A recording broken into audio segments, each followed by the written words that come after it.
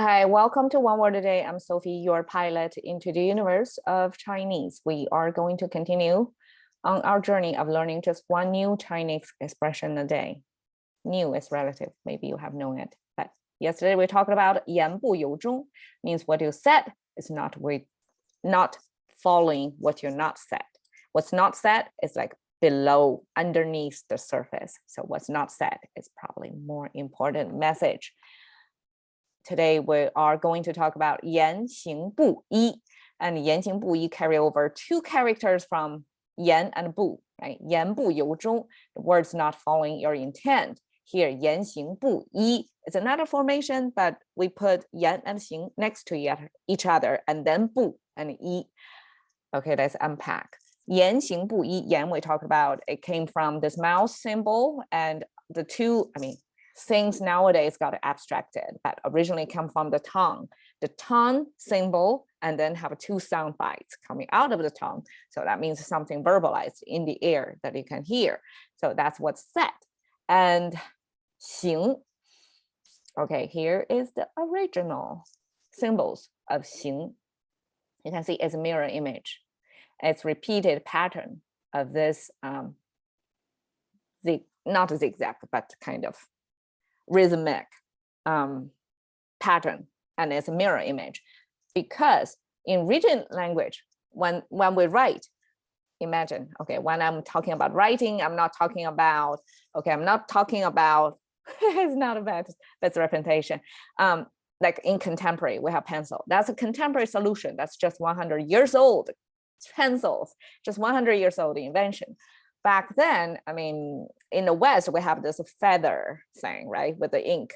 But in China and East Asia circle, like people write with the calligraphy. If you've seen that, that's brush and dip into the ink and then write.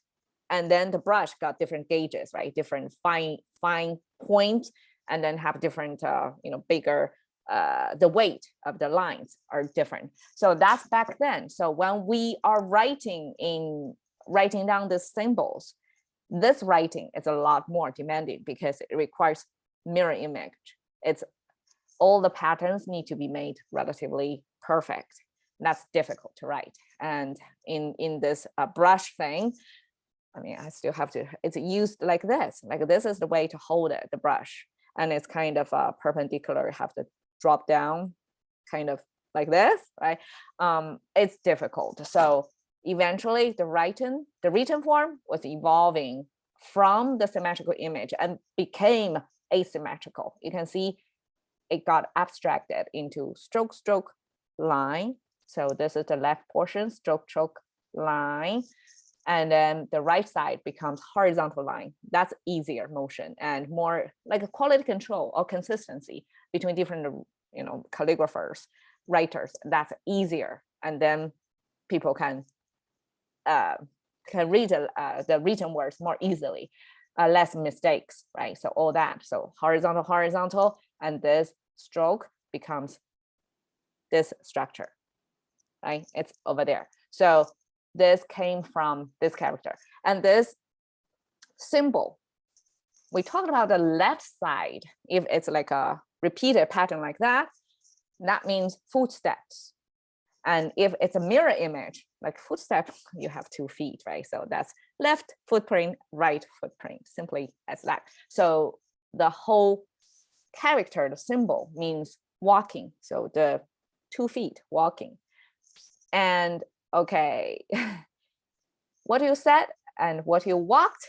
So we use walking as a kind of generalized into what you do, what you have done. So what you said, what you done. So this is a negation, not, right? And this horizontal line, just one, as simple as that. Okay, Chinese, very logical. Just horizontal line means number 1 versus like this. Vertical line means number 1 in contemporary numerical depiction, right? That's number 1. But horizontal in Chinese is 1. So not 1 means not the same, not consistent, not corresponding to one another. So what you said and what you did are not one. So that's our expression of somebody's words not following their deeds. In English, we have walk your talk, right? Walk and talk. That's exactly here. This is our walking, this is our talking, and they are not one. So that means you're not walk your talk, or not preach, not practice what you preached, right? So similar idea. So in Chinese, we have this 言行不一 to mean the inconsistency of a person's words and behavior, deeds and words, or walk and talk and preach or practice. Okay. Nothing in particular, I just think it's a cute bird. I'm not sure birds have their language. Even more not sure if birds do have language, they walk their talk. Like if they send out a message to other birds, are they going to do what they said? Are they going to, for example, if they give warning of an imminent predator bird coming here, are they going to hide away along with other birds? Are they going to give the same message of what they are doing, or teach their children the way they are behaving? I'm not sure about that. It seems like birds are more straightforward, but you never know. Catching to the currency of thinking. Bye, one word a day with Sophie. See you another day.